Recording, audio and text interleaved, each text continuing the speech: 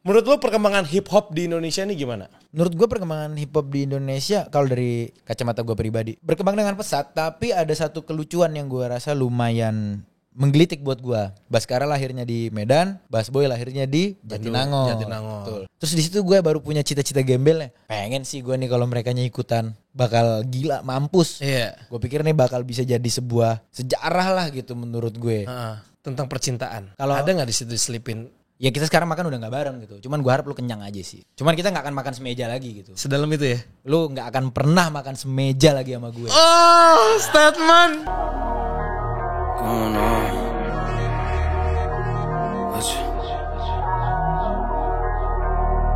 Hey, all work, no pleasure. I ain't here to make friends, big stepper. Hey, bad guy, Heath Ledger. Ready for wherever, I'll be front and center. Don't fly too close to the sun, your body chopped up by propellers. Came in arrogant, but left out in a stretcher. Fuck the comparison, y'all know y'all couldn't replicate it. Chilling in the desert, I'm good under pressure. Stick around when we hold it down, look at what we found. This a marathon, not a sprint, let's go 100 miles. From the ground, looking to the clouds, never coming down. That's the crown on me, wear it proud, show 'em what we bout. Stick around when we hold it down, look at what we found. This a marathon, not a sprint, let's go 100 miles. From the ground, with me to the clouds, never coming down. That's the crown on me, wear it proud, fuck what they was talking about. Oke, please welcome Basboy. Wah, ini anak muda yang sangat berprestasi dan gue juga pengen bilang jangan lupa untuk dukung Basboy ya, masuk di nominasi Emmy Awards. Yoi. Best Solo Hip Hop. Yoi. Best Group Hip Hop. Anjir, masuk ke Belantika Musik langsung masuk ke nominasi Emmy Award. Perasaan lu gimana, bro? Awalnya kaget, dibilang kaget juga bukan yang kaget-kaget banget karena emang kayak lumayan ayo dong masuk dong gitu, maksudnya ada lah. Emang udah ada harapan di situ ya gitu. Pertama kali masuk tuh gue 2021. Lagu gue yang Bismillah tuh. Dan waktu itu tuh belum ada kategori solo hip hop atau kolaborasi hip hop. Dulu tuh masih karya produksi rap. Oh. 2021 tuh belum ada kategori hip hop artis, adanya masih karya produksi.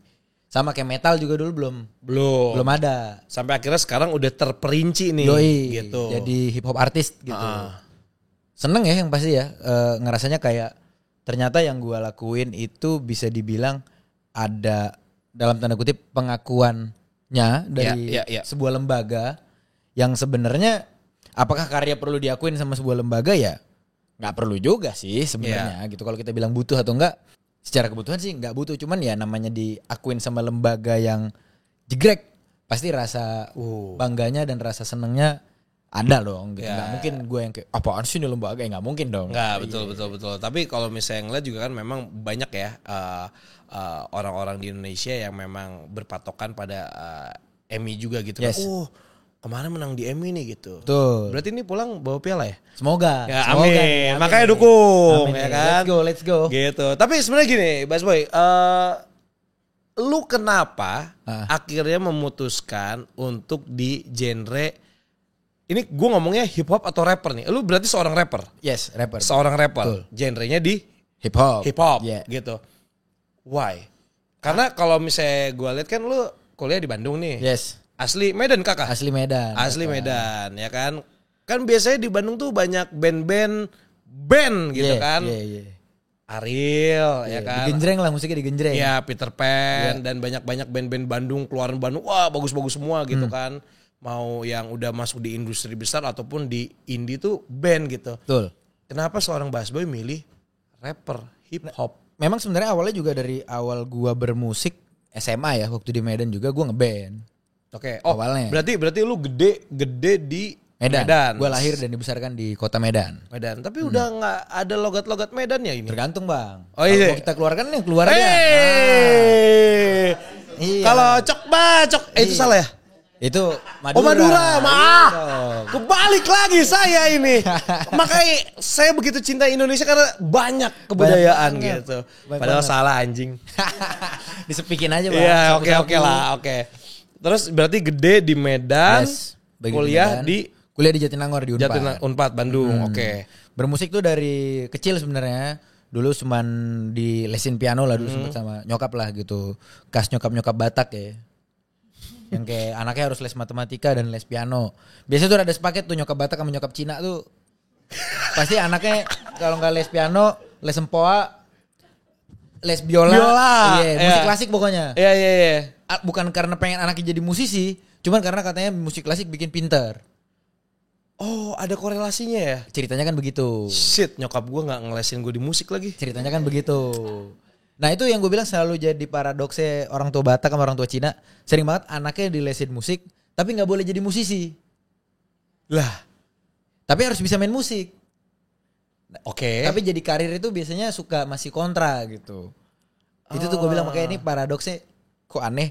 Gue disuruh belajar ginian, tapi waktu mau berkarir ginian lumayan ada pertentangan gitu kan. Gak boleh. Gak boleh awalnya. Berarti lu gak boleh dong sama Awalnya. nyokap. Bukan dibilang gak boleh ya, lebih ke Ada gesekan dulu ada gesekan lah, ada banget. Lah emang nyokap orang tua ya, bokap nyokap pengennya lu tuh jadi apa sih?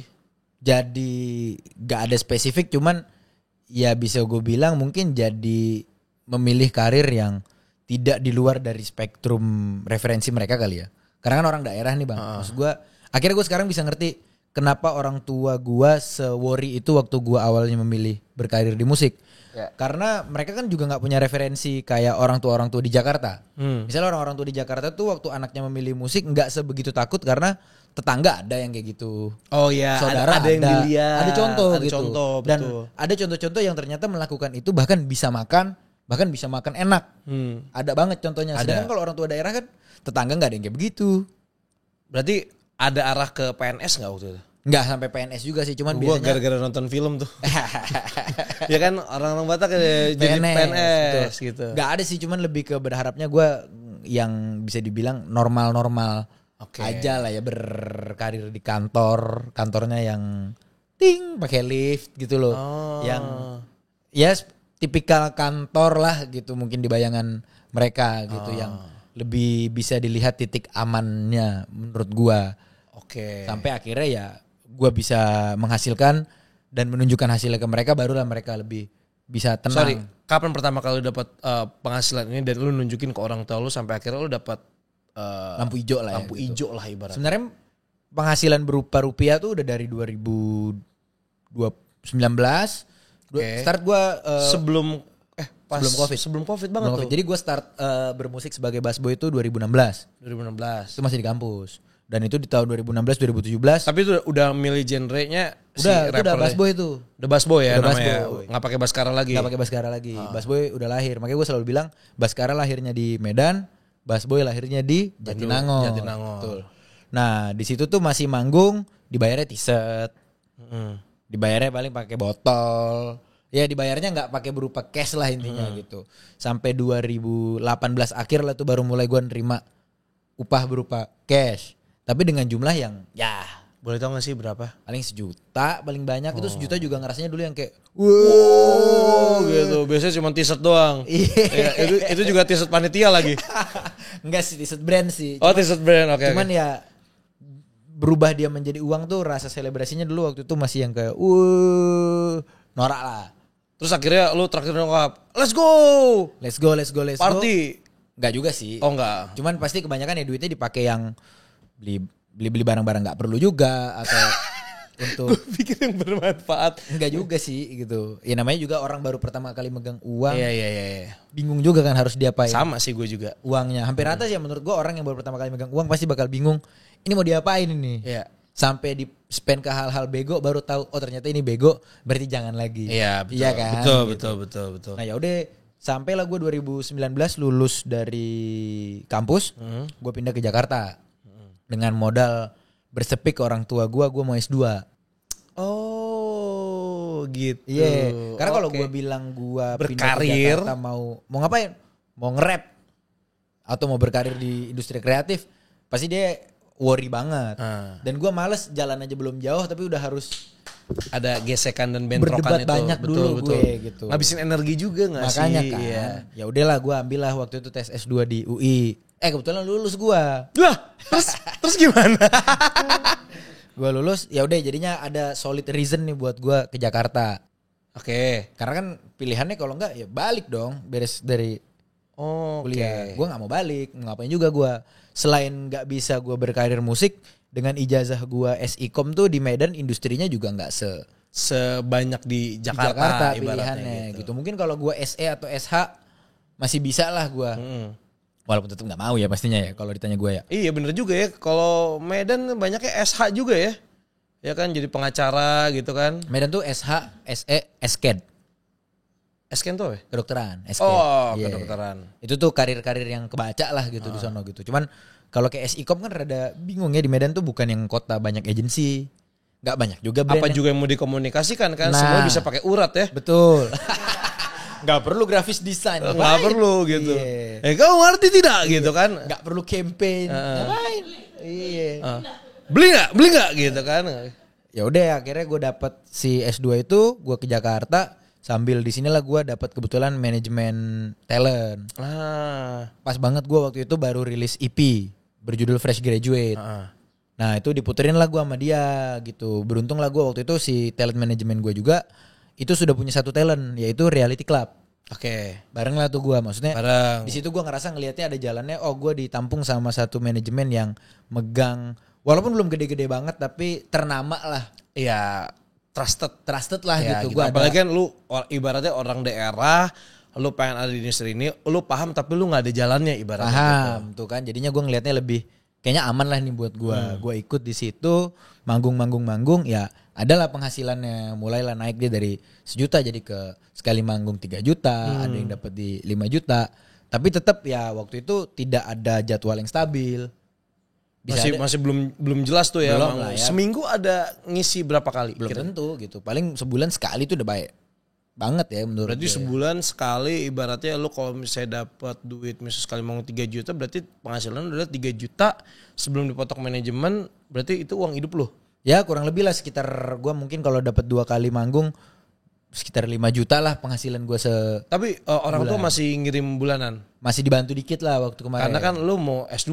Iya dan gue kemarin juga begitu udah megang uang, walaupun gue belum mampu nyetop total, cuman gue udah minta untuk dikurangin lah.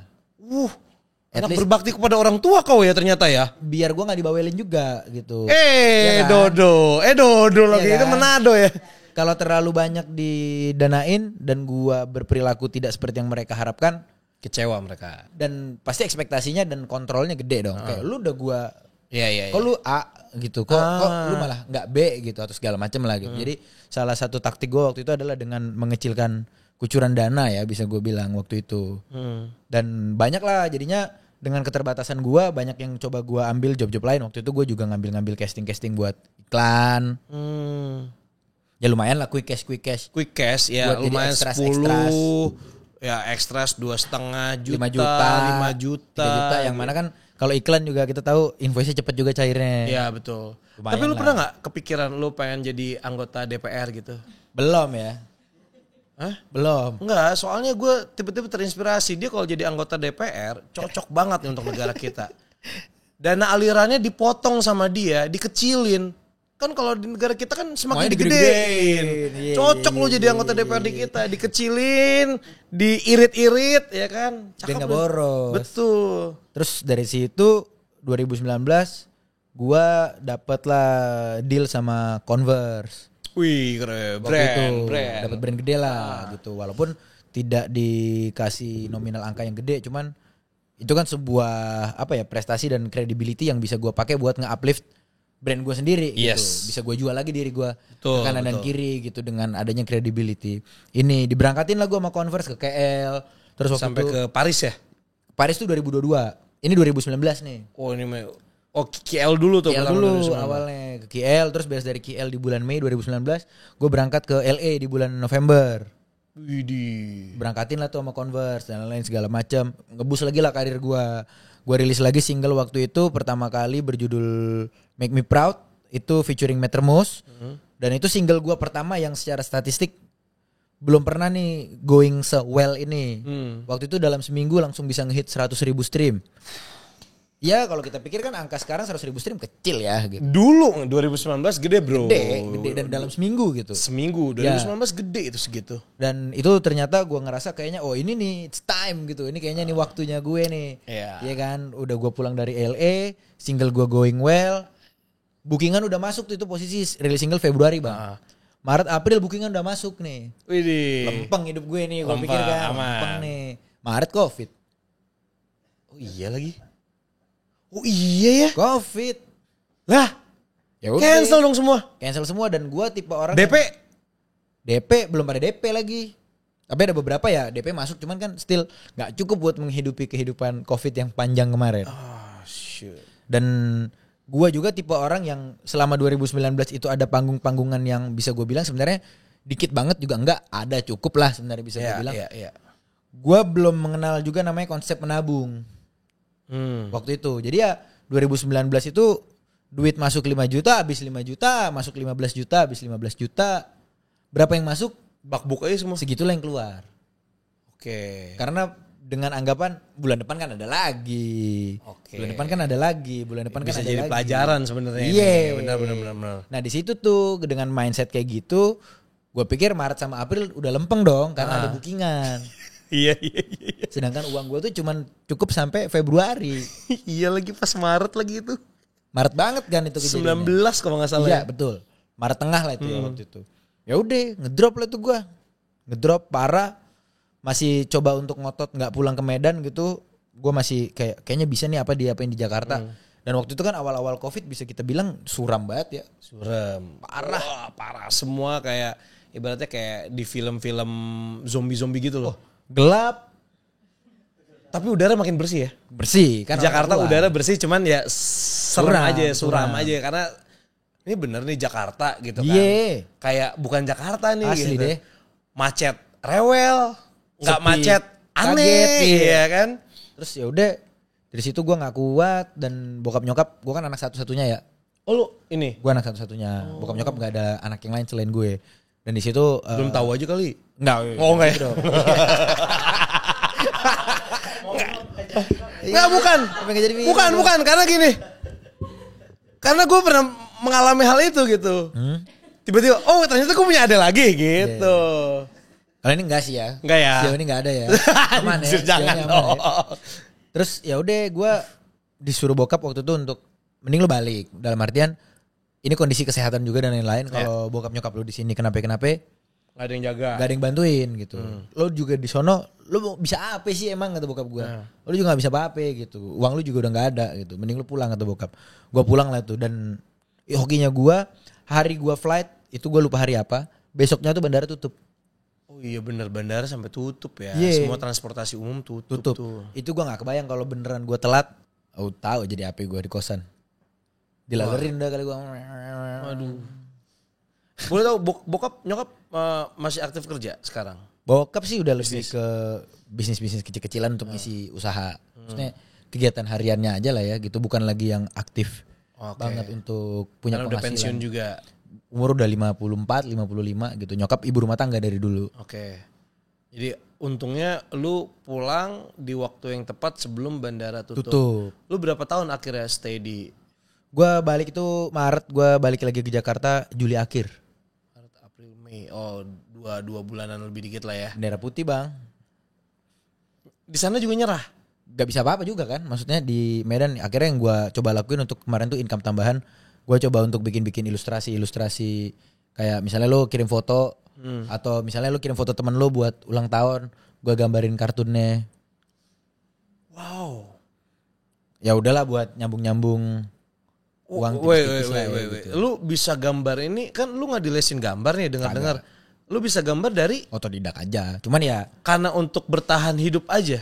Sebenarnya udah dari hobi dari dulu. Jadi kebetulan ada bisa gue bilang ada skill yang tak seberapa tapi mungkin dibalut dengan marketing yang dan branding nama lu juga boleh lah jadinya masih untuk orang mau beli jasa gua mungkin ya waktu itu dibilang ya dengan harga yang murah juga ya paling satu kepala gue charge 250.000 untuk setengah badan.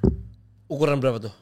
Ukurannya gue kasih digital jadi dia mau nyetak. Oh berapa aja gitu? Ukuran bebas. Iya. Oke, nah sampai akhirnya lu kembali lagi mulai ada kerjaan manggung lagi, nge-rap lagi dan segala macam berarti abis Covid.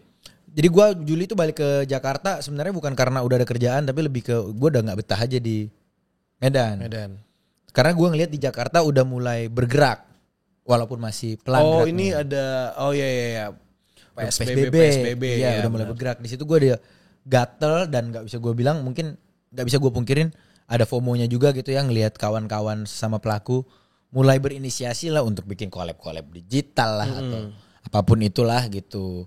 Atau sekedar oke deh gue rapid test dulu ntar gue ke rumah lo gitu. Ntar kita swab test dulu baru kita ke studio. Minimal gue masih bisa lah gitu berbuat. Udah mulai melakukan kegiatan lagi lah. Jadi dengan syarat-syarat yang dipatuhi lah. Betul. Akhirnya gue coba untuk ngotot balik lah ke Jakarta di bulan Juli. Karena memang seharusnya manajemen gue yang tadi itu berubah jadi label tuh di bulan April harusnya.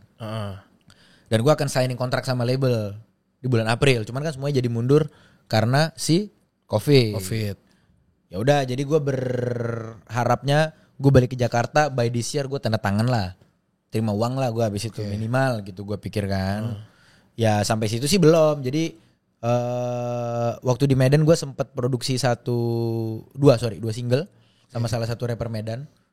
Iya, karena gue nggak bisa diem juga anaknya ya. Jadi gue produksi single di Medan, masih self funded waktu itu ya, masih dengan dana sendiri. Dari gambar-gambar.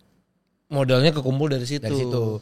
Terus beres itu gue balik ke Jakarta, gue bikin satu single lagi, terus nggak ada single lagi lah tuh sampai bulan November.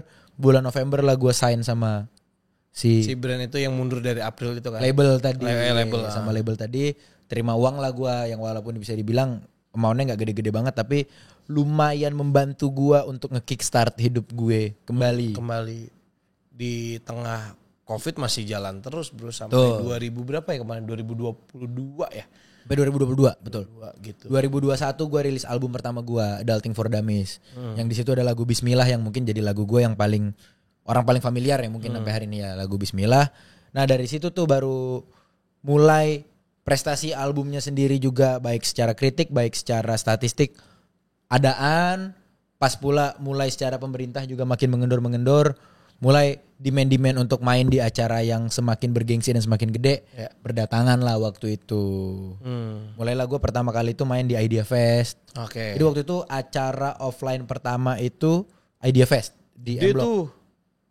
Gede itu kan gede acara. Tapi penontonnya itu dijarakin social distancing, pakai kursi, boleh berdiri tapi nggak boleh keluar dari area kursi. Jadi kayak misalnya ini kursinya, gue penonton tuh cuma boleh berdiri di sini aja. Jadi kalau mau ikut berdendang goyang-goyang tipis-tipis gitu ya? Di kursinya aja gitu. Cuman pertama kali ada lagi penonton offline. Dan gue kebagian jadi salah satu performer untuk ngisi di acara itu. Waktu itu cuma ada 3 performer setahu gue ya. Day 1, Day 2, Day 3. Gue tuh Day 2, Day 3-nya tuh Kunto Aji, Day 1-nya gue lupa. Dari situ lanjut lagi ke 2022 itu ada Joyland. Ada dan segala macam lah mulailah bergulir Pesta Pora, Synchronize. Udah mulai mesinnya udah mulai bergulir lagi gitu. Akhirnya udah bisa hidup lagi lah gitu. Udah bisa hidup lagi lah. Tertata lagi karir tuh. Sampai akhirnya sekarang udah pindah di tempat yang lebih proper. Yes. Ya kan? Serem gak sih tinggal di situ? Ini enggak usah gue sebutin ya. Enggak sih. Karena kan terkenal tuh di situ. Serem. Enggak tahu, bukan yang kuburan. Oh, bukan. Bukan yang kuburan, gue yang sononya. Oh, aman berarti. Aman. Oke, balik lagi kita ke hip hop ya Yes. kan.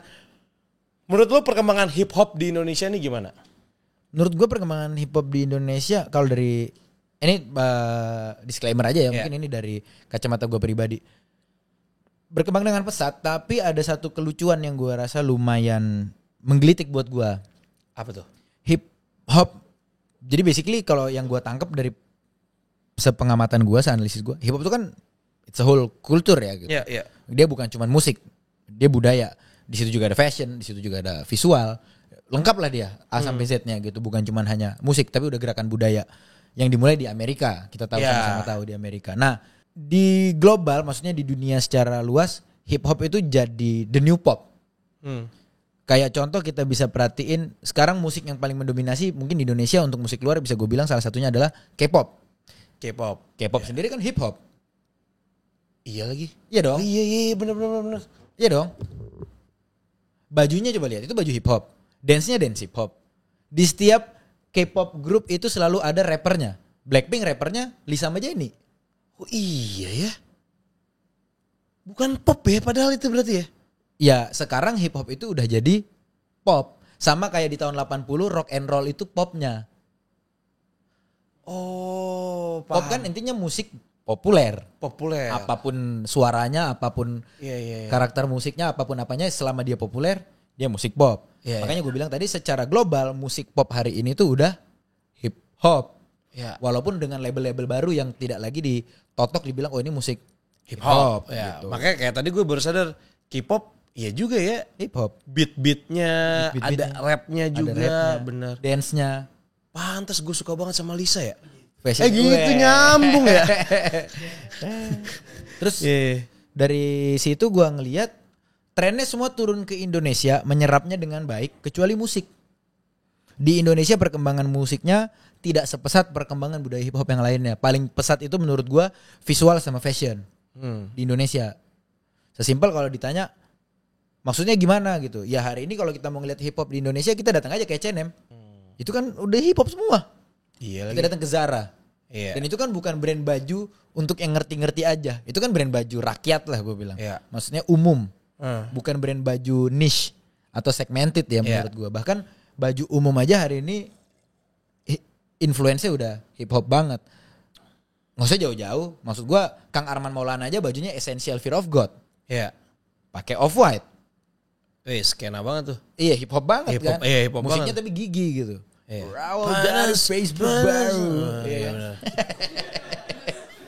Ada kan panas? Ada. Panas. Iya kan? Kahitna pakai Jordan. Iya Kang Hedi doyan tuh. Iya, pakai off-white.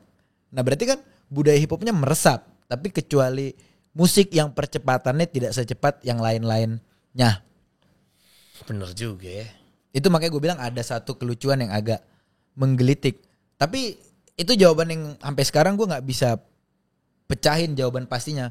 Karena banyak orang bilang, iya tapi mungkin di Indonesia memang orang Indonesia tidak terbiasa aja dengan musik hip hop atau nge-rap yang cepet. Jadinya orang nggak semudah itu, nggak sefamiliar itu. Tapi kenapa kalau orang Korea nge-rap dalam format K-pop, orang Indonesia hafal mati? Itu udahlah nge-rapnya cepet, bahasa Korea lagi. tapi hafal. Tapi kenapa bahasa Indonesia lu nggak hafal gitu? Berarti di situ kesimpulan yang bisa gue ambil bukan lu nggak suka hip hop, berarti lu nggak suka sama orang-orangnya aja gitu. Berarti bukan gue bilang nggak suka, benci ya, cuman berarti yang ada di pasar saat ini, let's say kita bilang musisi-musisi ini sebagai sebuah produk gitu ya. Iya. Berarti produk yang ada saat ini available di market itu kurang atraktif buat si market. Sesimpel itu aja. Entah apapun alasannya. Bener juga tuh. Karena buktinya ukti-ukti. Iya ukti ini ukti dua nih. Ini next saya nanti next nih. Hafal. Next ukti nih nanti. Hafal gitu loh maksud gue. Beneran hafal. Merchandise beli. Photocard beli.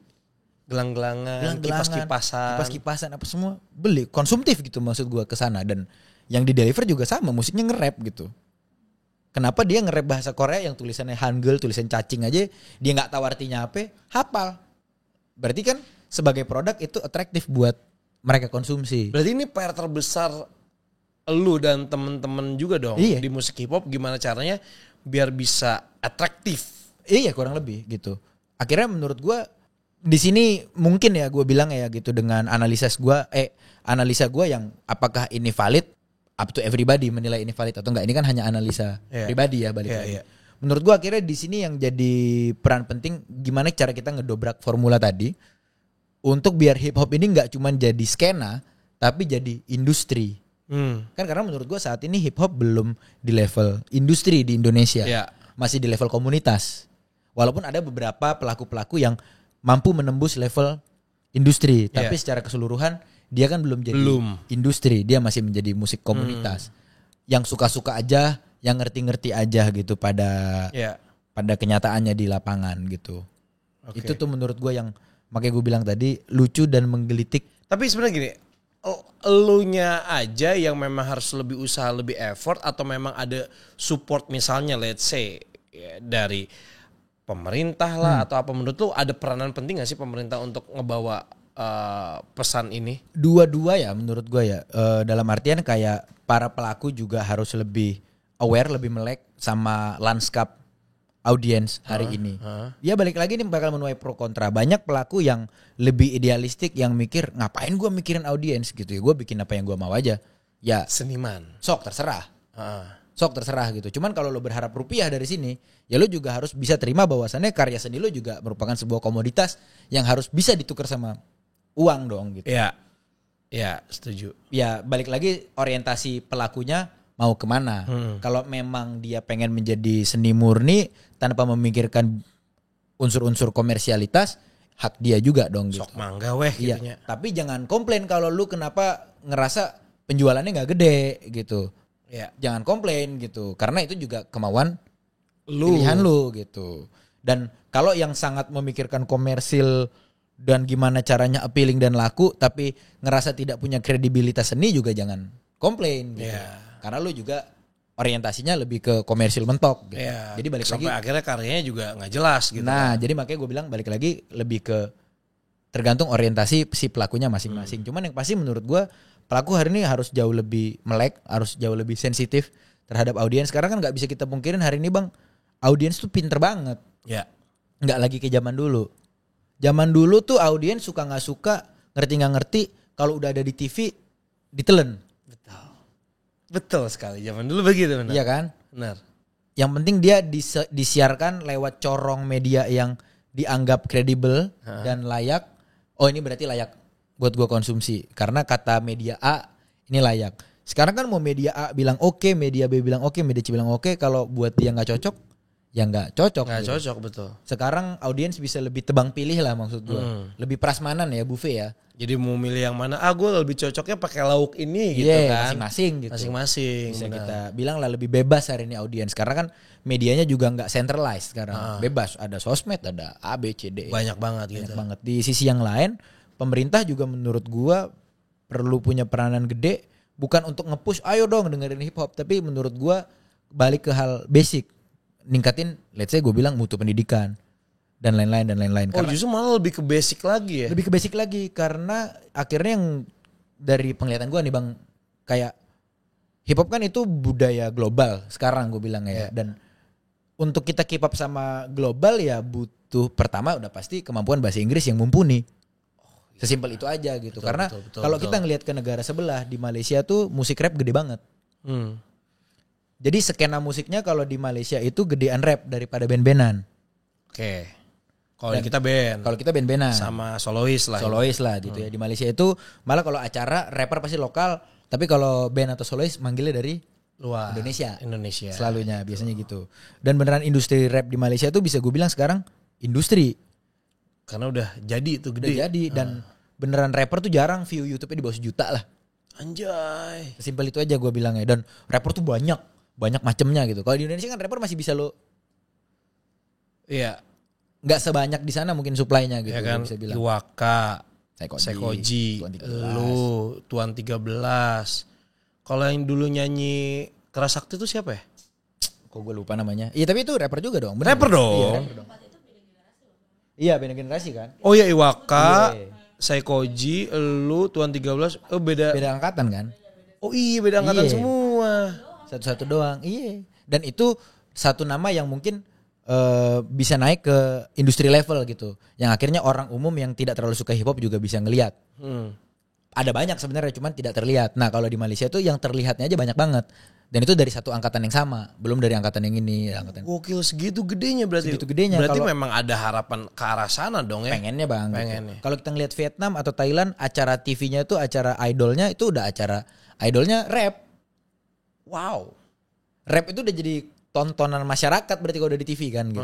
Udah umum dikonsumsi dan balik lagi untuk kita bisa punya apa ya insight atau bisa memahamin materi-materi tadi kan butuh ada level pendidikan sama level of reference Ya.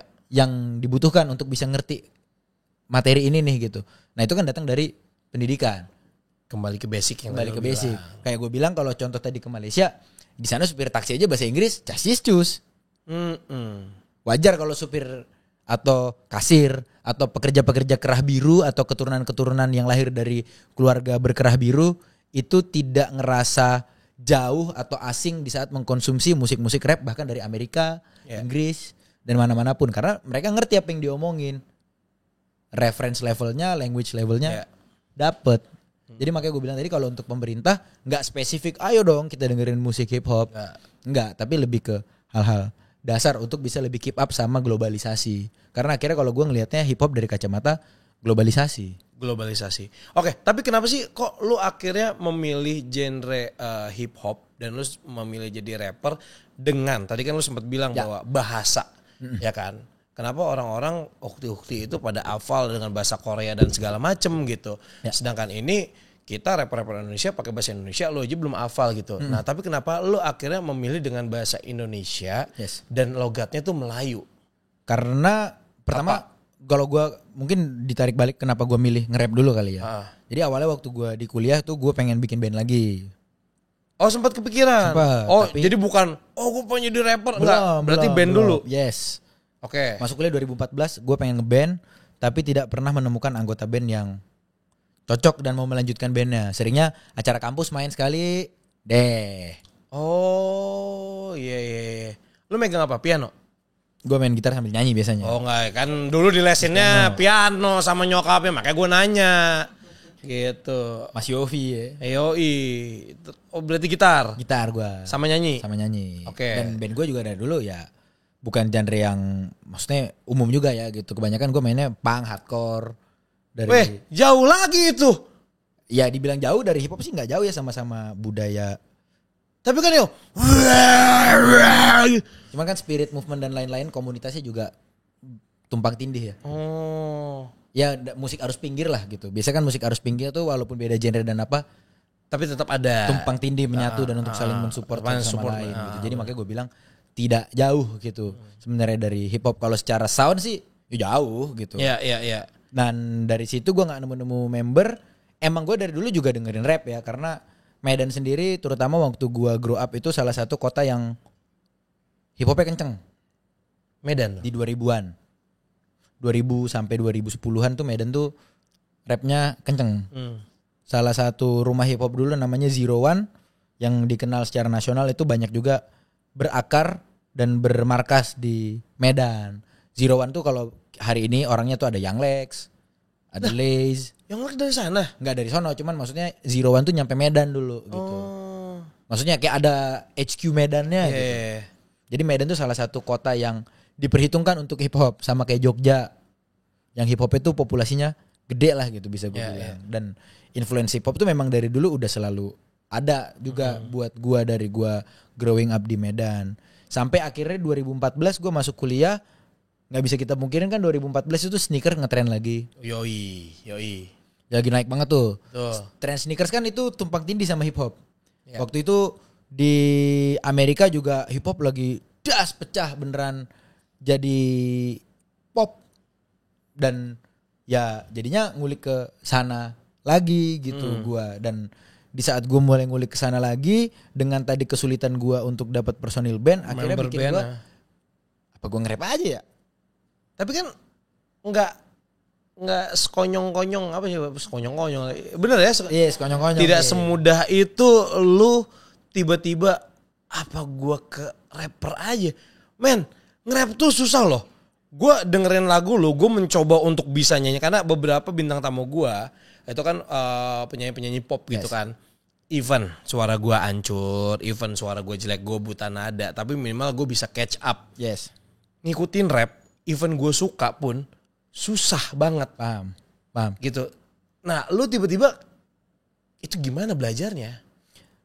Gak ada belajar yang kayak spesifik. Oke, gue belajar ya memang karena dari dulu nikmatin musiknya dan ya bisa gue bilang naturally ya gitu, secara intuitif juga gue terbiasa juga untuk menyanyikan lagu-lagu seperti itu gitu. Jadinya bukan suatu hal yang kayak ada fase di mana oke gue akan mempelajari. Oh lu gak ada fase itu? Gak karena ada. memang sudah terinfluence musik-musik aja, itu, gitu. jadi udah biasa denger, jadi udah kayak biasa dengar, udah biasa nyanyiin juga, udah biasa nonton show-nya juga gitu. Jadi bukan suatu hal yang asing lagi buat gue untuk melakukannya gitu waktu itu. Dan kebetulan di 2014 di Amerika juga lagi boom lagi tuh. Boom lagi dan masuk di Indonesia kan kita tahu biasa tren itu selalu telat ya. Gitu. Yeah. Di Indonesia kan juga sempat hip hop kemarin jadi tren lah. Bisa kita lihat kalau kita datang ke tempat-tempat hiburan, klub, bar, sempat 2015 sampai 2017 yang diputerin hip hop. Ya. Kendrick Lamar, Travis Scott, J. Cole, hip hop lah. Gitu. Ya. Kalau sekarang kan jadi karaoke night. Betul, karaoke night. Balik lagi nih gitu, karaoke-karaokean. Tapi kan kemarin tuh tempat-tempat hiburan, terutama tempat-tempat hiburan yang muterin musik elektronik, trennya waktu itu lagi muterin musik hip hop 2000. Jadi gua ngeliatnya di situ yang kayak ada banget peluangnya. Ditambah waktu itu juga bisa kita lihat banyak apa ya gue bilang ya gelagat-gelagat hip hop yang berskala besar kayak Young Lex dengan GGS. Itu kan di tahun itu tuh 2014. Ya, betul. Rich Brian dengan Deadstick. Rich Brian, benar, Young Lex, Rich Brian ya. Terus jadinya gue ngeliat kok kayaknya ada jalannya sih nih gitu. Ditambah gue juga bukan orang yang asing untuk musiknya dan melakukannya juga buat gue datang naturally gitu. Terus di situ akhirnya gue yang kayak ini aja kali ya. Enak banget ya. Oke. Terus. Dan dipikirin lagi lebih jauh secara logistik dan secara finansial jauh lebih enteng daripada ngeband, sewa studio, ngumpulin membernya lagi, belum dramanya mereka lagi. Ditambah yang kayak kalau ngeband kan menurut gua biasa yang jadi dilema terbesarnya adalah buat kita karir, buat dia hobi. Iya. Buat kita hobi, buat dia karir. Iya. Nah itu tuh nyocokin visi misi. Iya. Kalau ini kan gua sendiri. Gua lebih bisa bebas bergerak tanpa harus bergantung sama siapapun gitu. Tapi lu nggak kepikiran tuh jadi solois aja gitu, penyanyi pop gitu, nggak pakai hip hop gitu? Enggak. Sama sekali. Berarti langsung hip hop. Ya mungkin karena tadi ya influence musiknya ya. Grow up-nya juga gue kebanyakan dengerin musik punk, hardcore. Jadi kebayangnya juga kalaupun bermusik di spektrum pinggir lah ya gue bisa bilang. Walaupun akhirnya musik-musik pinggir ini dengan perputaran zaman menjadi musik tengah gitu. Musik tengah betul. Tapi kenapa Melayu? Nah itu, ini unik banget sih untuk gue. Kenapa Melayu ya karena memang aslinya kan kita ngomong pun kayak gini ya bang. Iya. Jadi bukan ada setupan. Maksudnya kan kadang-kadang ada, lu kan harus tahu bagaimana membranding diri lu sendiri gitu kan. Maksudnya dengan Young Lex atau Rich Brian ya mereka nge-rap pakai dengan gayanya masing-masing. Inggris. Young Lex dicampur Inggris Indonesia gitu. Dan lu Indonesia tapi lebih ke Melayu gitu kan. Gue pikir emang ini brandingan tapi ini karena kebiasaan. Satu memang naturalnya bisa gue bilang lidah ibu. Ya mother tongue gue emang berlogat Melayu sebagai orang lahir dan besar di Medan.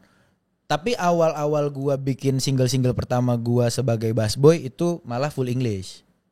Itu malah full English ya. Pastinya di era itu gue masih sangat berkiblat kepada bule lah ya. Maksudnya yang kayak semakin gue bule semakin gue rapper keren gitu. Sampai akhirnya gue ngerasa gue manggung-manggung di kampus dan lain-lain, teman-teman gue support karena mereka teman gue. Iya. Tapi kenapa orang-orang yang support gue aja tuh nggak ngerti gue ngomong apaan? Itu jadi kegelisahan pertama gue. Sedangkan gue kan nulis itu kan ada yang pengen gue suarakan, sampaikan, nggak semerta-merta ngemeng gitu. Ada yang mau diomongin gitu loh. Teman-teman gue support datang nonton, tapi sebenarnya mereka they have no idea. Ini tuh sebenarnya gue lagi ngomong apaan. Dari situ tuh kegelisahan pertamanya.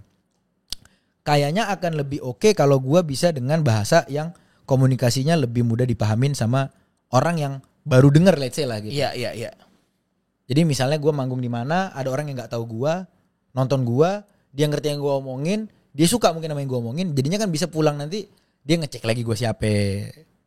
Betul. Dari situ tuh awalnya kegelisahannya. Makanya akhirnya dibalikin lagi nih. Nah terus gue coba untuk nulis dengan bahasa Indonesia, ala bahasa Indonesia di lirik-lirik lagu pada umumnya. Bahasa Indonesia yang formal gitu. Kok gue ngerasa gue nggak bisa. Sulit juga tuh. Sulit banget gitu rasanya untuk bikin ini tuh nggak kerasa. Formal pakai EYD lagi. Iya nggak. Gimana caranya bikin ini nggak berasa kayak gitu loh. Nggak came naturally aja gitu buat gue. Nggak natural juga ketika lu bawain. Dan waktu gue denger juga gue sendiri aja dengernya geli. Jadi kaku dan guanya geli gitu. Apa kabar orang gitu. Kalau guanya aja sendiri udah nggak nyaman, gimana orang lain bisa nyaman gitu kan. Akhirnya gua coba untuk dengerin tadi rap-rap Malaysia di mana mereka main bahasa Inggris dan bahasa Melayunya berpindah-pindah dengan sangat nyaman, Smooth banget ya karena kan mereka memang hari-harinya nggak nge-rap pun ngomongnya juga Ya.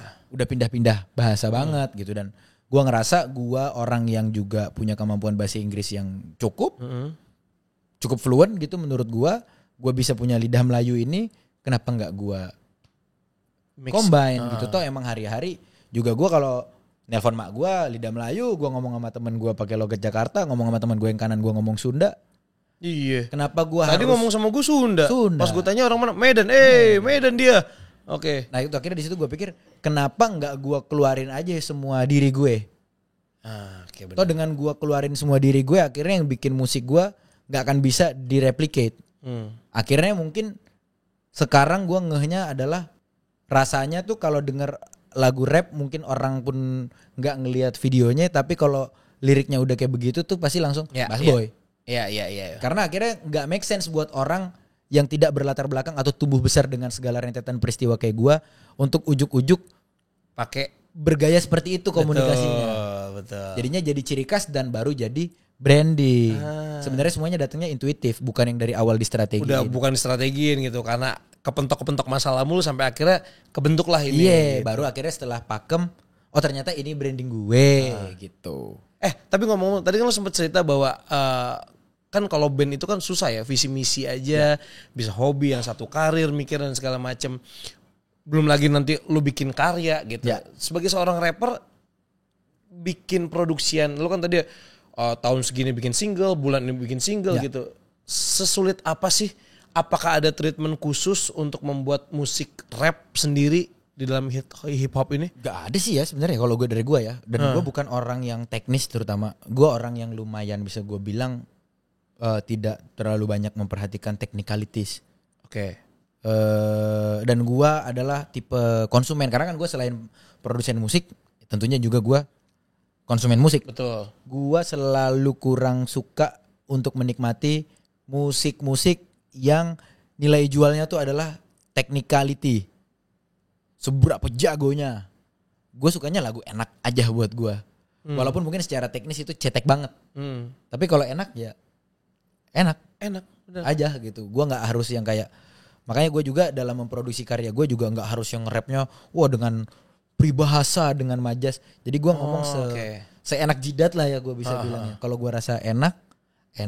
Kalau enggak ya enggak. Jadinya gak ada terlalu pakem-pakem yang Dengan teknik apa segala macam kayak gitu. tidak ada sama sekali.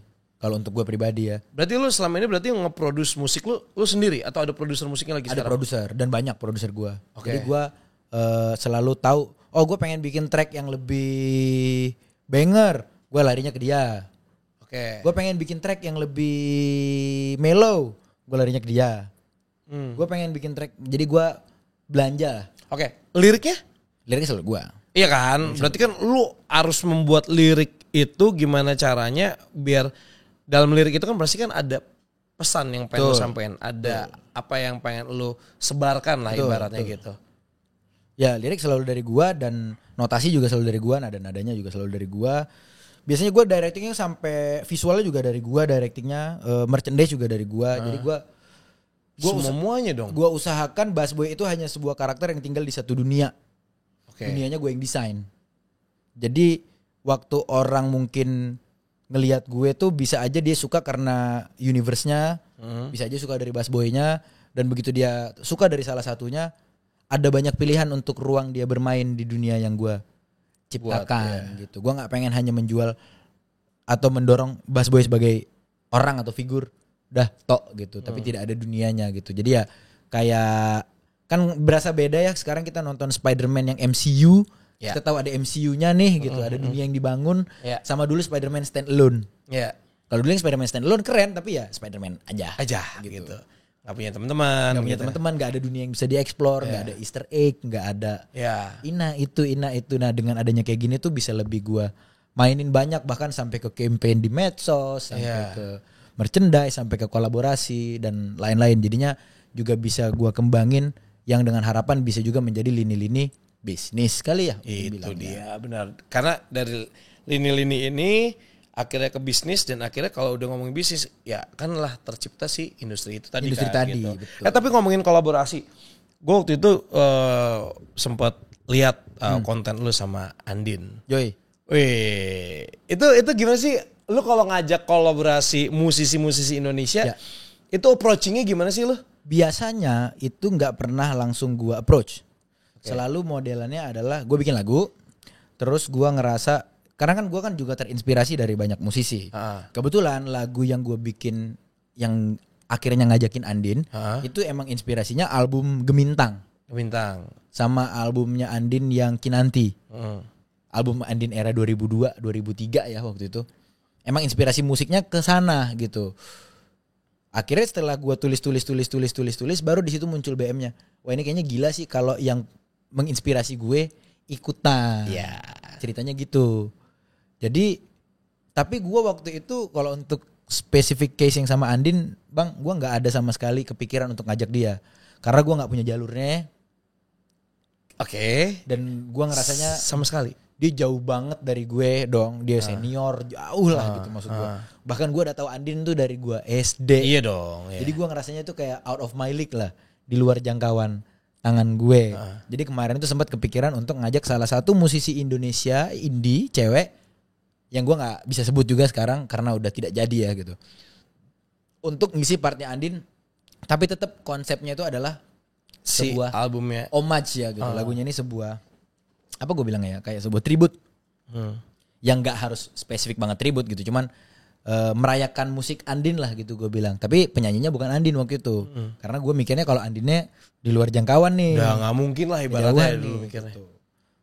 Belum gue coba kontak si musisi Indonesia yang gue pengen itu. Waktu itu gue posisi masih jadi host di Volix. Terus tiba-tiba dikabarin sama anak Volix, besok kita syuting ya, tamunya Andin. Dan lagunya udah lagi lu buat. Udah ada. Oh, udah jadi? Udah jadi. Oke, terus Tapi kebetulan verse 2-nya tuh belum ada isi, belum ada tulisan yang cocok, masih banyak kosongnya lah verse 2-nya. Terus gue podcast sama Andin dan gue bahkan tidak langsung ngomong gitu. Karena gue ngerasanya kalau kita baru kenal sama orang, kita langsung ngajak dia bekerja tuh biasanya agak aneh gitu ya. Iya benar. Tapi lu sempat bilang bahwa Andin gue ngefans banget sama lu. Banget. Bahkan kayak gue ngebuka podcastnya aja, kita buka dalam 1, 2, dan 3. Itu kan lagu dia. Iya. Di situ-situlah gue mainin gitu. Maksudnya gue juga pengen nunjukin sama dia bahwasannya Gue beneran nih gue ngefans sama lu. ngefans banget sama lu. Nggak peras gitu. Gue tahu katalog lu gitu. Gue dengerin lagu lu, bukan cuman sekedar karena lu tamu gue. Gue suka banget memang lo. Gitu. Iya. Bahkan di situ gue sempat ngomong tapi sama Andin kalau gue sama temen gue lagi bikin musik yang inspirednya tuh album lo yang Kinanti. Oke. Nah tapi Andin ternyata waktu udah sekarang gitu ngiranya dulu gue peres. Oke. Ngiranya dia awalnya ngira gue peres. Berawal dari podcast tadi ngobrol-ngobrol ternyata ada, maksudnya kan kita kan kalau ngisi podcast pasti kan ada ini Bang ya. Sama tamu tuh kita ngerasa ada yang sebenarnya podcastnya go well tapi sebenarnya kita nggak nyambung banget. Ada dong. Ada. Ini kalau dari gue pribadi sih gue ngerasa sama lu hari ini kita nyambung nih. Nyambung. Beneran kita ngobrol gitu. Betul. Cuma sekedar KPI. Ayo kita penuhi episode ini kita cek. Iya benar. Enggak dong. Gitu. Ini sampai dari tadi gue juga jarang lihat list pertanyaan sih sebenarnya. Kayak udah seru aja gitu. Karena gue kepo banget masalah si hip hop ini karena jujur gue juga suka gitu. Cuman gue memang tidak bisa melakukannya. Paham. Karena kalau misalnya lagi nyanyi di mobil biasa kan. Yeah. Dah, volume gede. Bum. Pas bagian rapnya. Gak bisa. Yeah. Tapi suka. Menikmati, gitu. Tapi gak bisa. Tapi ya gak apa-apa kan Gak apa-apa gitu. dong. Terus kita lanjut. Dari situ ada kenyambungan. Kita jadi follow-followan IG. Oke. Terus di IG juga jadinya. Andin kan suka fashion juga. Dan gue ngerasa fashion sense sama warna-warni dan ada kemiripan referensi yang kita suka gitu. Kita sering bertukar referensi. Ini lucu nih Mbak Andin, bajunya gini. Lu beli di mana? Jadi sering berkorespondensi mungkin gue bilang ya, bertukar pesan. Setahun kali Pak. Oh shoot. Oh berarti itu tuh nggak abis setelah dia jadi bintang tamu lu terus langsung. Setahun. Berarti itu si yang udah lu buat lagu itu. Diem aja. Oke. Diem aja tuh di rak gitu ibaratnya. Wow, ini proses yang gokil sih. Diem aja di rak. Dan lu nggak berani ngomong juga? Gue masih mengumpul. Jadinya kayak kalau dipikir-pikir jadi kayak orang mau nembak cewek gitu, kebayang gak lu? Iya lagi. Iya dong, Iya, gue iya. PDKT. Des gue tembak gitu. Nah akhirnya gue tuh baru nembaknya tuh di 2024. Kan gue rilis lagunya tuh kemarin di bulan Agustus Juli. Gue liat tuh konten kalian collab tuh kayak Andin cerita kayak gue pikir Peres segala macem. Sekitar Mei atau April gitu. Akhirnya gue baru yang akhirnya gue beranikan diri kayak gue akhirnya oke. Bodo amat. Pokoknya gue sampaikan yang perlu gue sampaikan. Diterima atau tidak diterima. Yang penting sudah gue usahakan dan gue sampaikan. Ternyata diterima dengan baik. Dia dengar musiknya dia suka banget. Terus juga tidak dengan proses yang repot. Kita langsung janjian untuk ke studio. Anjay. Terus studio paling cuma 2 kali. Satu untuk workshop. Sembari nulis-nulis. Karena bagian gue udah beres kan. Tinggal bagian dia nih. Terus udah deh. Rekaman jadi syuting apa semua. Jadilah The Rest Is History seperti hari ini yang kita tahu lagunya udah keluar. Iya, gokil sih. Sama biasanya gue kalau mau ada propose kolaborasi, gue nggak pernah datang dengan tangan kosong. Gue pasti udah bikin musik yang udah gue bayangkan dia isi di situ. Iya. Karena gue juga pasti ngebayangin karakter siapa yang mau lo ajak itu. Dan gue nggak pengen dia mikir repot-repot panjang-panjang. Dia tinggal ngisi aja pokoknya. Selalu gue siapinnya kayak begitu. Begitu juga sama yang terbaru sama The Adams. The Adams. Dan sekarang tuh udah di 262 lebih lah. Hampir 300.000 lah. 300.000. Dan ini baru kan. Baru. Ini paling juga pas ini tayang udah nyampe 1 juta ini pas ini. Yakin gue. Amin ya. Yakin gue. Amin. Ya kan pas nih seminggu 1 juta ini. Amin. Oke, itu aku. Yes. Itu dari semalam gue dengerin kan. Karena gue suruh, ini dengerin nih yang lagu sama Adam. Waktu itu gue dengerin yang Andin doang. Oke. Gitu. Gue pengen sih tadi opening tuh ngikut. Tapi jujur gue peres kalau ini. Gue peres. Tapi kan gue gak bisa ya. Paham. Jadi susah gitu. Tapi unik sih. Ini tuh berarti lu yang ngajakin The Adam collab atau kebalikan atau? Gue ngajakin. Berarti lu udah siapin materinya untuk si The Adams ngisi juga. Lu treatment semua sama? Sama. Kurang lebih kayak gitu. Jadi awalnya gue bikin nih lagu. Gokil. Cerdas lu emang. Mantap. Gue bikin lagu nih. Awalnya gue bikin lagu, gue tulis. Referensinya gak ada ke The Adam sama sekali awalnya. Referensi gue tuh Jaden Smith. Jaden Smith Karate Kid. Sekarang kan berkarir musik. Iya. Musiknya bagus banget. Rap. Tapi di album dia yang terakhir ini musiknya rap tapi dianya nge-rap tapi semua musiknya tuh karakternya musik indie rock. Iya. Dan sangat The Beatles banget. Tapi dia nge-rap di situ. Dan gue suka banget sama materi-materi dia di album yang namanya tuh CTV3 Cool Tapes Volume 3. Oke, gue gak paham tuh kalau itu. Ya, jujur kalau itu gue gak paham. Nama albumnya si Jaden Smith ini gitu. Gue suka banget. Gue coba cari-cari dan bikin-bikin musik sama produser gue namanya Panji untuk bikin yang ngarahnya ke sana. Oke. Jaden Smith dengan sound-sound gitar-gitar yang kayak lu denger tadi di Itu Aku. Iya, Itu Aku benar. Gitar-gitar indie rock lah gue bilangnya. Waktu musiknya jadi, terus gue tulis lirik gue yang mana tetap berbahasa Inggris tapi kan dominan bahasa Indonesia. Waktu udah jadi, terus gue dengerin lagi, kenapa feel-nya nggak kayak Jaden Smith? Tapi malah jadi kayak The Adams. Mungkin karena pengaruh bahasa. Oh ya.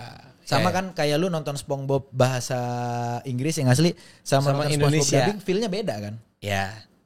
Ganti bahasa aja bisa berubah mood dan semua-semuanya. Makanya waktu gue dengerin lagi tulisan gue, demo gue gak nemuin Jaden Smith di situ. Tapi yang gue temuin malah The Adams. Ini mah The Adams. Terus akhirnya? Terus di situ gue baru punya cita-cita gembelnya. Pengen sih gue nih kalau mereka ikutan.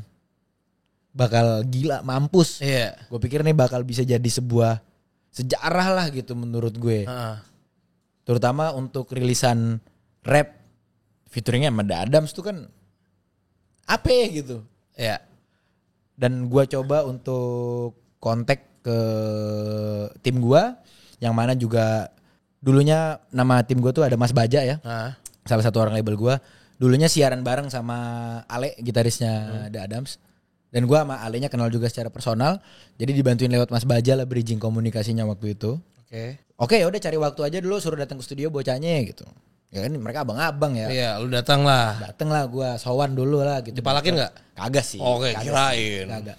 Datang ke sana nongkrong, ngobrol, dengerin materinya dan mereka cocok. Dan ternyata gue baru ngeh waktu mulai projectnya jalan, The Adams seumur diskografinya dari awal mereka ngeband sampai hari ini itu tidak ada satupun karya rekaman yang kolaborasi. Sama sekali. The Berarti Adams tidak pernah jadi featuring atau memfeaturing. berarti ini pertama kali. Ini pertama kalinya. Gokil. Ternyata. Gokil. Yang gue baru ngeh juga waktu udah jalan gitu, bukan dari awal. Tapi karena lu ngehnya adalah ini moodnya The Adams gitu. Iya. Dan lu gak tahu kalau The Adams tuh gak pernah featuring ataupun. Gak tahu. Ya udah gue coba aja deh gitu. Karena emang musiknya ke arah dia juga gitu. Dan gue coba sampai ke sono. Tapi dari mereka kemarin requestnya adalah kita interpretasi ulang ya gitu. Jadi musik itu aku yang hari ini lo denger tadi di Spotify atau di YouTube, liriknya dari awal udah kayak gitu. Nadanya udah kayak gitu. Musiknya aja yang digarap ulang sama lebih ada touchy-nya dan segala macam The Adams gitu. Yang sebelumnya lebih template lah ya musiknya. Dan sebenarnya gini, gue ngedenger lagu itu tuh nggak tahu kenapa mood gue sebelum gue nonton video klipnya ya, film banget, soundtrack film banget. Kan gue bikin film kan. Semoga ya ini jadi soundtrack. Amin. Nggak, semalam kan sambil kegiatan meeting apa terus ada apa segala macam, gue setel. Oke, bintang tamu gue besok Bass Boy gitu kan. Gue coba mau nge-rap, susah gak bisa ngikutin. Oke, gue liat lirik, oke susah, gak apa-apa. Gue dengerin, 2 putaran kedua kayak anjing moodnya enak nih kata gue nih. Ini soundtrack film cakep sih. Terus gue jadi ngebayangin cerita. Sampai rumah akhirnya gue, udah ada belum ya video klip? Pas gue liat, keren sih. Konsep, gue ngomongin konsep ya. Kalau produksian ya semua bisa. Iyalah. Ada yang lebih bagus, apa segala macam. Produksian kan bicara budget. Iya gitu. Ini masalahnya konsepnya tuh simple tapi ngena banget gitu. Dan ini pertama kali gue video klip gak gue jadi main cast. Wah gila banyak yang pertama kalinya ya gitu. Biasanya kan kalau video klip gue syuting dari pagi sampai terakhir. Karena gue main cast. Main cast betul. Kali ini coba dibikin. Salah satu kemarin itu bahas sama tim waktu kita mau bikin kreatifnya ini. Salah satu BM-nya gue adalah ini judul lagunya udah Itu Aku. Gue gak pengen akunya tuh aku di depan kamera. Aku lu gitu maksudnya. Maksudnya kalau liriknya itu aku terus waktu nonton video klipnya yang dilihat muka gue mulu, orang juga enek nih, orang narsis banget. Masuk akal. Gue pengennya tuh akunya itu siapapun yang nonton. Oh, lu pengen mengganti menjadi biar relate sama yang denger. Akunya itu siapapun yang nonton. Bukan spesifik akunya itu Bass Boy. Bass Boy. Oke, paham di situ. Bukan, ini juga bukan track gue yang track hip hop yang flex yang kalau track hip hop yang gue misalnya flexing dan lain-lain kan emang pengen gue tunjukin akunya tuh Bass Boy. Bass Boy, benar. Kalau ini kan enggak gitu, sesuai kebutuhannya ya gitu. Dan ternyata syuting enggak jadi main cast enak ya. Nggak pulang terakhir. Tetap aja lu pulang dong. Datangnya sore, pulang duluan. On cam jam 4, jam 6 udah pulang, udah rilis gue. Jam 6 udah rilis gue. 2 jam dong? Iya, biasanya gue datang jam 7 pagi, rilisnya jam 1 malam. Iya. Ya, resiko main cast. Tapi ya akhirnya kerasa gitu, bisa kita lihat dari kayak komen-komen atau testimoni-testimoni orang yang denger lagunya, mereka tuh rasanya lagunya itu dia gitu. Iya. Bukan gue gitu. Tapi kenapa sih kan maksud gini, ini kan lagunya lagu lu sama The Adams. Kenapa main talentnya di video klip itu cewek? Gak apa-apa, biar gak cowok mulu aja. Sebenarnya simpel itu sih. Oh gak ada alasan tapi? Gak ada. Karena gue jarang menampilkan karakter perempuan di visual-visual gue. Jadi kayaknya oke juga nih kalau karakternya diganti kali-kali gendernya perempuan. Coba explore juga ya gitu. Jadinya akhirnya works juga. Ternyata works juga. Karena banyak komentar-komentar netizen kayak ya itu tadi gue juga ngerasa itu akunya kadang-kadang untuk biar bisa relate ke orang-orang gitu. Gimana tantangannya mixing sama The Adams kan genrenya rock, sedangkan lu hip hop. Ada bentrok gitu nggak ketika di konsep walaupun lu udah bawa konsep dari awal? Mungkin kalau gue pribadi sih nggak ada terlalu tantangan yang kayak jadi kesulitan jadi tembok gue gitu bang. Karena emang gue sendiri pun maksudnya hari-hari nggak dengerin lagu hip hop doang ya gitu. Maksudnya beneran banyak musik referensinya gitu. The Adams salah satu musik yang ada di playlist gue. The Adams, The Upstairs, More Fame, White Shoes. Itu lagu yang juga kerap gue dengerin gitu. Banyak kan orang sukanya pasti berpikir oh ini kalau rapper pasti dengerinnya hip hop tok. Ternyata enggak. Ternyata ya enggak juga gitu menurut Tapi lu dengerin koplo juga gak? Dengerin banget.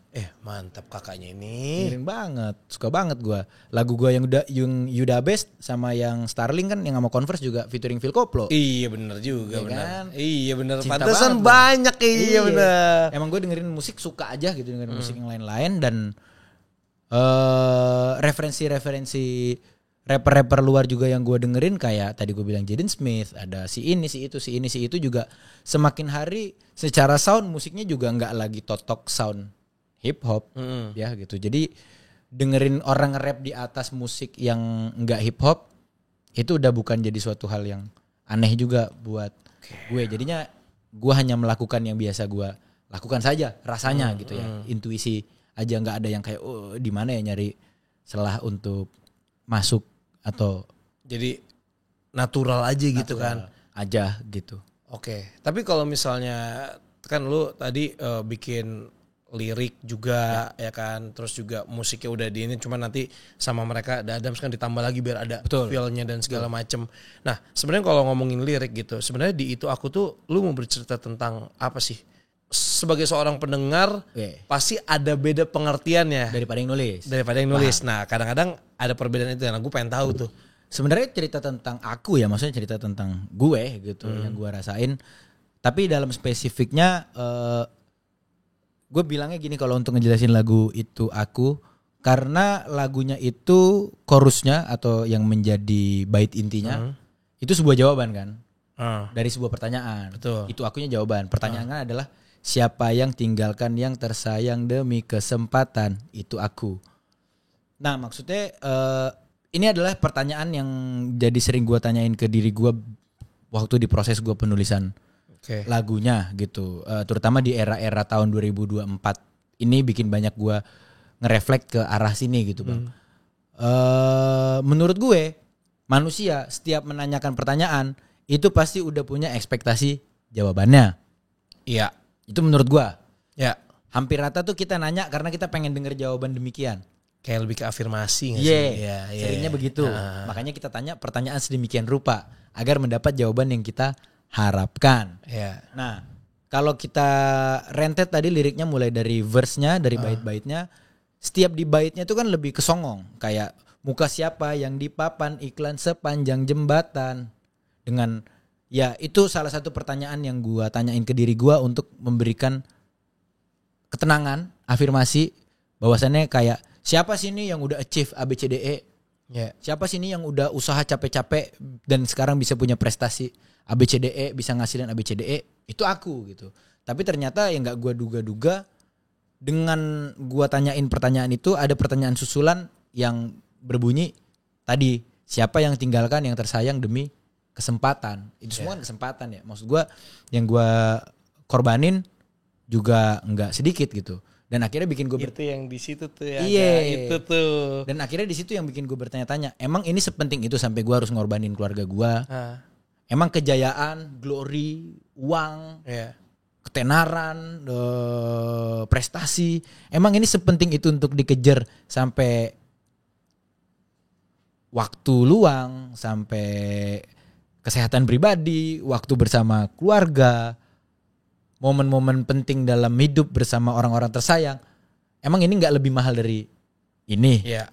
Itu yang bikin gue berdilema gitu, berkonflik di hati gue. Akhirnya mana sih yang lebih penting? Dan gue nggak nemu jawabannya, karena kalau ditanya mana yang lebih penting, yang ini apa yang ini, sama kayak pertanyaan mana duluan ayam apa telur? Itu dia. Nggak pernah ketemu jawaban yang benar. Nggak pernah ketemu jawaban yang benar. Cuman terlepas dari yang manapun, semua ini mau yang ini sama yang ini, yang bertanggung jawab ya atas ini semua itu aku. Itulah yang pengen coba gue gambarin di lagunya, perasaan yang bisa gue bilang sebenarnya tidak ada satu kata spesifik. Seneng kah? Sedih kah? Karena kan most of the time di saat kita berumur 25 plus tuh biasanya perasaan kita cenderung kompleks. Yang kita juga ini sebenarnya gue ngerasainnya apa sih? Apakah gue seneng?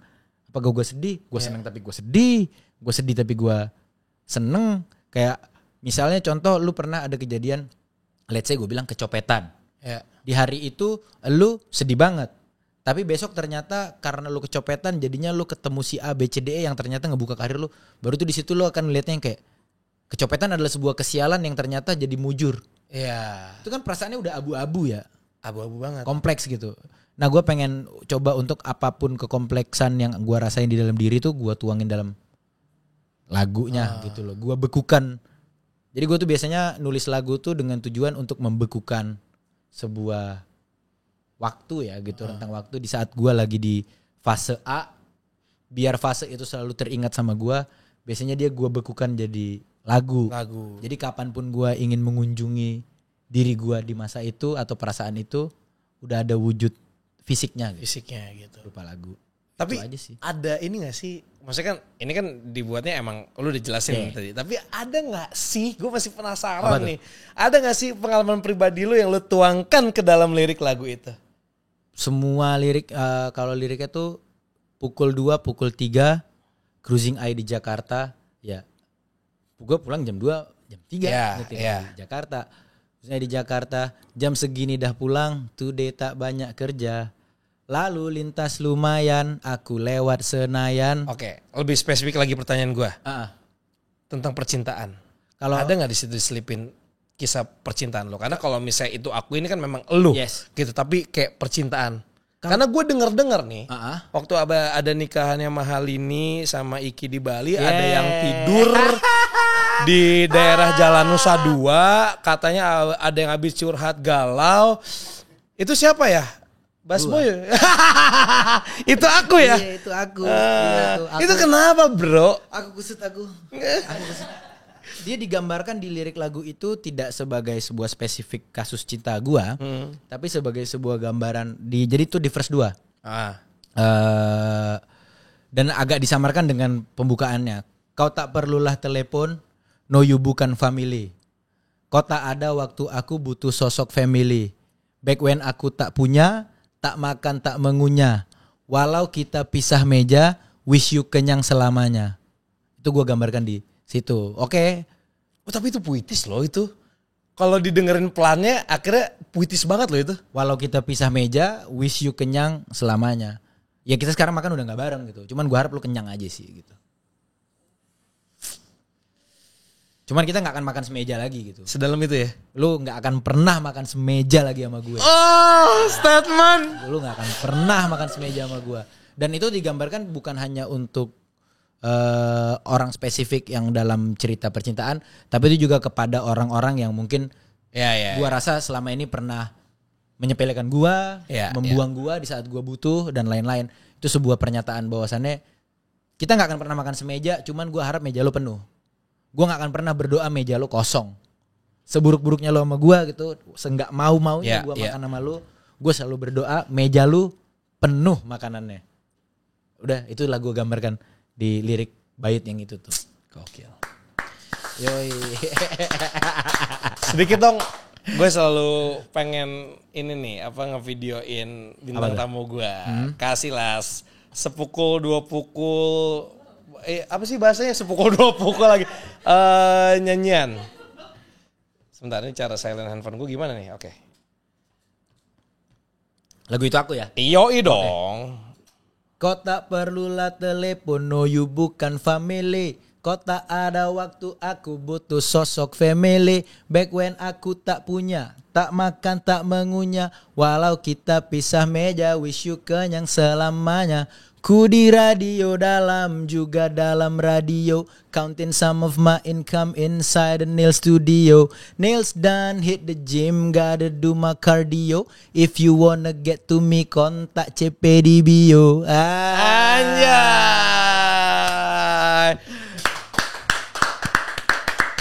Basboy. Yes. Oh sedikit, lo kan sebagai fashion enthusiast juga nih, gitu. Gue pengen dong dapat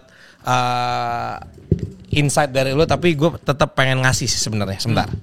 Oke, pelayan. Wah, terima kasih. Ini gue ada gue juga bikin brand fashion. Sebenarnya udah seperti mantra. Jadi sebenarnya udah telat 2 tahun, cuman gue bilang soft launching lah, belum launching telat, gitu. Semoga bisa kepake. Amin dong. Nanti kalau ada komentar apa segala macam japri gue. Ya, pasti. Maksudnya biar perkembangannya jadi lebih baik, karena kan ibaratnya kalau di dunia fashion kan lu lebih dulu daripada gue gitu loh. Gitu. Kenang-kenangan dari gue. Thank you loh Bang. Siap. Thank you guys.